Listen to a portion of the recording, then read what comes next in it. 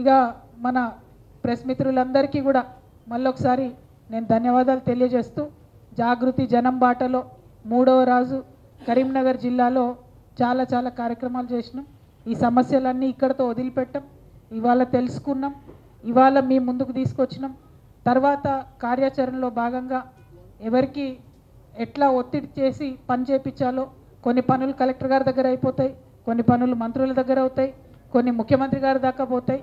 ఆయా మార్గాల్లో ఒత్తిడి పెట్టి తెలంగాణ జాగృతి సమస్యల పరిష్కారం కోసం నిరంతరం కృషి చేస్తుందని తెలియజేస్తూ, మరి ఇక్కడ ఉన్నటువంటి మేమందరం కూడా తెలంగాణ ప్రాంత ప్రజల కోసం, వారి యొక్క సమస్యల పరిష్కారం కోసం, వారి అభ్యున్నతి కోసం పాటుపడతామని కూడా ఈ సందర్భంగా తెలియజేస్తూ, మీడియా మిత్రులందరికీ కూడా ధన్యవాదాలు తెలియజేస్తూ సెలవు తీసుకుంటున్నాను. Thank you. జై తెలంగాణ. ఇప్పుడు నాకేం బంధనాలు లేవు, నేను ఫ్రీ బర్డ్ కదన్నా, ఇప్పుడు నాకేం బంధనాలు లేవు.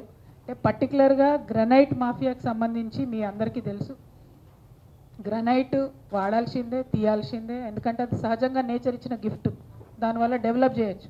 కానీ దారుణమైనటువంటి వైలేషన్స్ జరిగినాయి, అవన్నీ కూడా చూసి చూడనట్టుగా పోయినాం. ఆ సందర్భంలో మరి బీజేపీ నుండి కూడా చాలా ఆరోపణలు వచ్చినాయి. ఫైన్లు కట్టాలి, కొంతమంది కడతలేరని ఆరోపణలు చేసిర్రు. తర్వాత ఎందుకో ఏమో తెలియదు కానీ అందరు సైలెంట్ అయిపోయారు మళ్ళీ. సో ఉద్యమాలు చేసిన కొంతమందిని జైళ్ళల్లో వేసి కూడా హింసించిన సంగతులు కూడా మీ అందరికీ తెలిసే ఉంటాయి.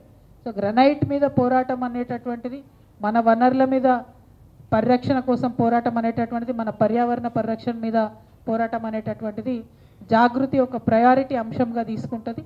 ఖచ్చితంగా ఎప్పటికప్పుడు మేము వాటిని ఎండగడుతూ ఉంటాం, వాటిని అరికట్టడానికి కూడా డెఫినెట్గా ప్రయత్నం చేస్తాం.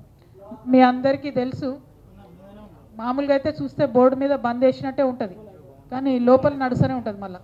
సో అవి మరి ఎట్లా ఆపాలి అనేటటువంటిది మీలాంటి వాళ్ళందరూ మద్దతు ఉంటేనే ఆపడం జరుగుతుంది. అల్టిమేట్గా మన తెలంగాణ, మన కరీంనగర్ కాపాడుకుంటే పర్యావరణం మనకే బాగుంటుంది. ఎంత లోతుంది రాయి అంత లోతు నేను తవ్వుతా అంటే మొత్తం వాటర్ టేబుల్ డిస్టర్బ్ అవుతుంది.